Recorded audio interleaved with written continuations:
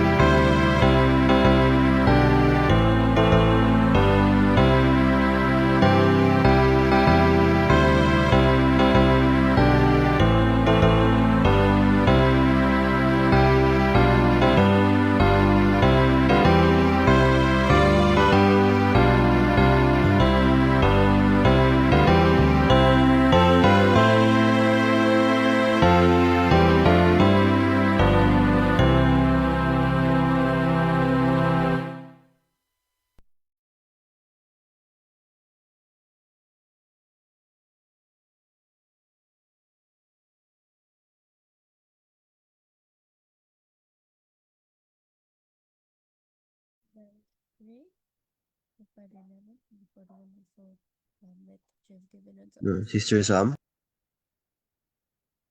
Let's pray. Our Father in heaven, thank you for the wonderful night that you have given unto us and for waking us up again this morning, for giving us new life and strength, and for gathering us again as we have our daily morning devotional. Father, we ask you to please give us knowledge and understanding from above as we listen to what the speaker is going to say. Please help us understand and apply the message that we will hear in our hearts and in our minds, and so that we may show it in our daily lives and to the people who are around us.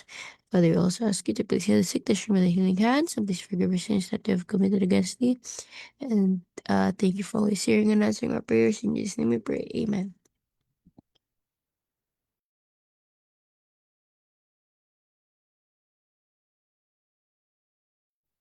Yan po. So, ang title po ng ating devotion ngayon ay The Faith That Works, March 25.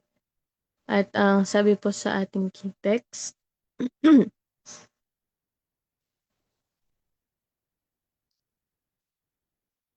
but without faith it is impossible to please Him. For he that cometh to God must believe that He is, and that He is a rewarder of them that diligently seek Him. Hebrews 11 verse 6. Next po.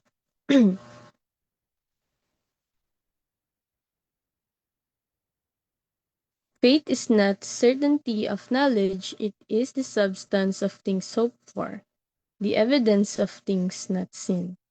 So, ang pananampalataya po ay hindi ibig sabihin na alam na natin na ang lahat ay may kasiguraduhan. So, ibig sabihin po nito ay nagtitiwala tayo sa Diyos at sa kanyang mga pangako kahit hindi pa natin ito nakikita. At naniniwala tayo na ang ipinangako ng Diyos ay talagang mangyayari. Next po.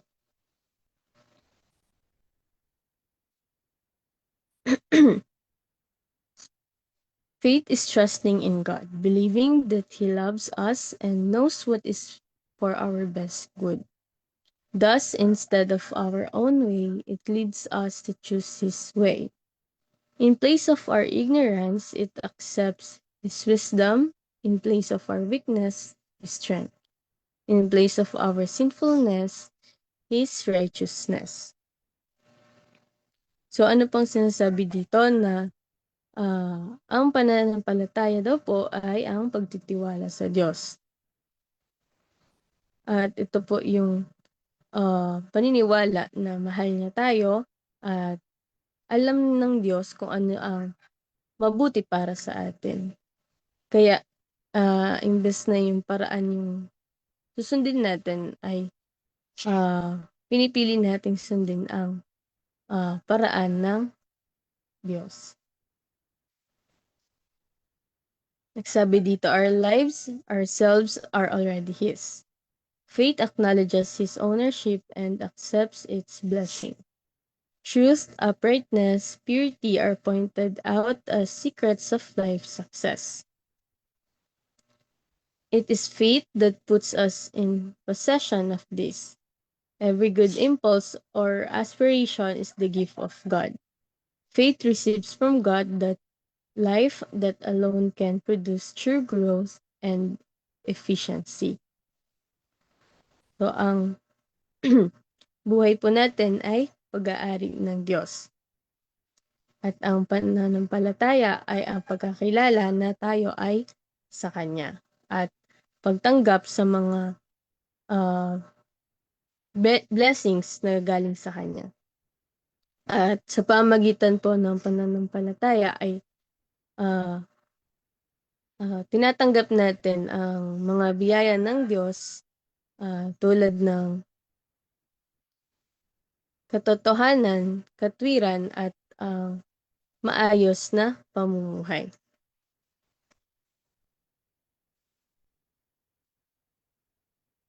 When we speak of faith, there is a distinction that should be borne in mind. There is a kind of belief that is wholly distinct from faith.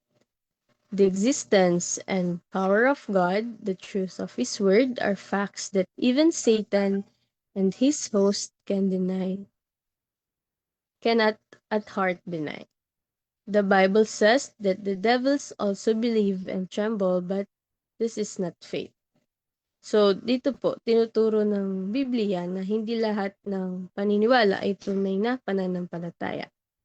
Dahil maging si Satanas at ang mga demonyo ay naniniwala na may Diyos, pero hindi naman nagbabago ang kanilang puso. At kundi ang tunay ng pananampalataya ay hindi lang paniniwala na tunay ang Diyos, kundi pagtitiwala at pagsunod sa Kanya. Sabi pa dito, where there is not only a belief in God's word, but a submission of the will to Him. Where the heart is yielded to Him, the affections fixed upon Him, there is faith. Faith that works by love and purifies the soul. So, dito po sinasabi na ang tunay na pananampalataya ay hindi lamang paniniwala sa salita ng Diyos. Kung hindi, ito po ay may kasamang pag-surrender sa ating mga kalooban sa Kanya. At kapag ibinigay po natin ang ating puso sa Diyos, ay ito po ang tinatawag na may tunay na pananampalataya. Next po.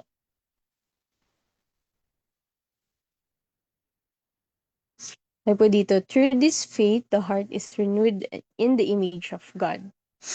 And the heart that in its unrenewed state is not subject to the law of God, neither indeed can be, now delights in its holy precepts, exclaiming with the psalmist, "Oh, how love I thy law! It is my meditation all the day." And the righteousness of the law is fulfilled in us, who walk not after the flesh, but after the Spirit. Romans 8:1. So, dito po sinasabi na sa pamagitan ng ganitong pananampalataya ay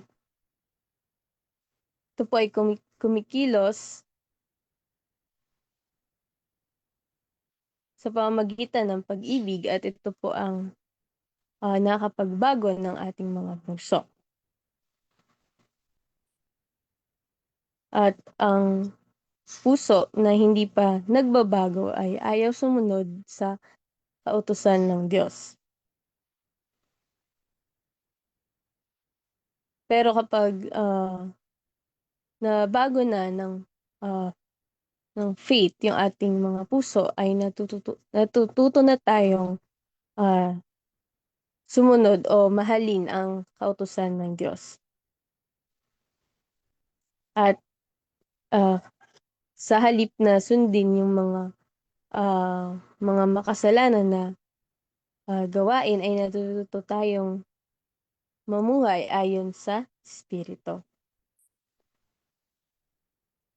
Next po. So, sa last po ay sabi dito, faith earns nothing for us. It is the gift of God which we may receive and cherish by making Christ our personal Savior. So, ang pananampalataya po ay ito po yung hindi po natin ito nakukuha sa pamagitan lang ng ating mga own effort. Kung hindi, ito po ay kaloob ng Diyos na ibinibigay niya sa atin. At tinatanggap natin ito kapag ginawa nating personal Savior, tinanggap natin na personal Savior si Kristo. So, ayan po, dito po nagtatapos ang ating devotional na ang pananampalataya po ay hindi lamang ang pagkakilala sa Kanya, kung hindi ito po ay pagtitiwala sa Kanya at pag-surrender ng ating puso at hinahayaan natin na ang Panginoon ang mag-guide sa ating mga buhay. So, ang tunay na pananampalataya ay gumagawa sa pamamagitan ng pag-ibig at binabago nito ang ating puso at tinutulungan tayo na mamuhay sa nanaayon sa kalooban ng ating Panginoon. So ito po ay gift, kaloob na mula sa ating Panginoong Diyos na ating matatanggap kapag ating pong tinanggap si Kristo bilang ating personal Savior. So dito na lang po at magandang umaga.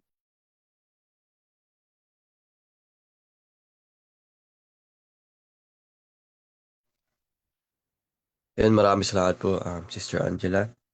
So, ito nga po na ang tunay na pananampalataya ay hindi lang paniniwala sa Diyos, kundi buong pagtitiwala at pagsunod sa Kanya. At yun nga po na ang pananampalataya ay hindi natin pinaghihirapan upang kitain. Ito ay regalo ng Diyos na tinatanggap natin sa pamagitan ng pagtitiwala kay Kristo. Kaya sa ating pagtatapos ay naway suriin natin ang ating sarili na ang pananampalataya ba natin ay buhay at gumagawa sa ating puso. So tayo na po ay dumako na sa ating closing song at closing prayer po ng ating speaker ngayong umaga.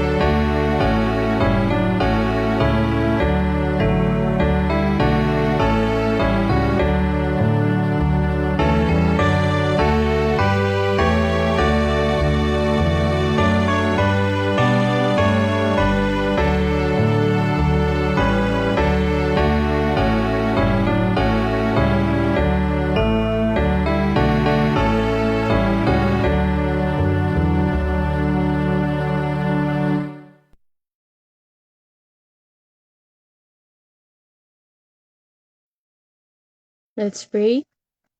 Amnayong banal, Diyos na makapangyarihan sa lahat, kami po ay nagpapasalamat ngayong umaga na sa mensahe na aming narinig na nawa po ay ito po ay tumatak sa aming mga puso at isipan at ito po ay aming ma-apply sa aming mga buhay. At maraming salamat po sa inyong kaloob sa amin at nawa po patuloy na palakasin at patatagin ang aming pananampalataya sa inyo at nawa po patuloy niyo kaming bigyan ng kalakasan at bigyan ng i-guide niyo po kami dito sa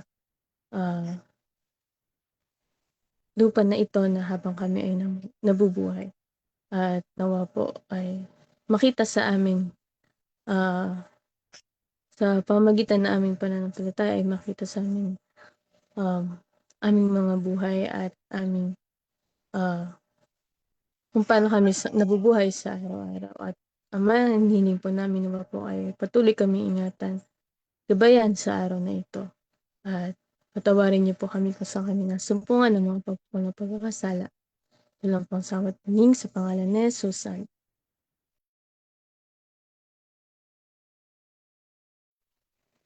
And maraming salamat po muli, Sister Angela, sa inyo pong panguna ngayong umaga. At maraming salamat din po sa ating mga kasama sa Zoom at sa mga nanonood po sa Facebook Live. So, nandito na po ang ating morning devotional at inanyaan ko rin po kayo sa ating evening devotional sa ganap po na 6 p.m. Muli, magandang umaga po sa ating lahat and God bless po.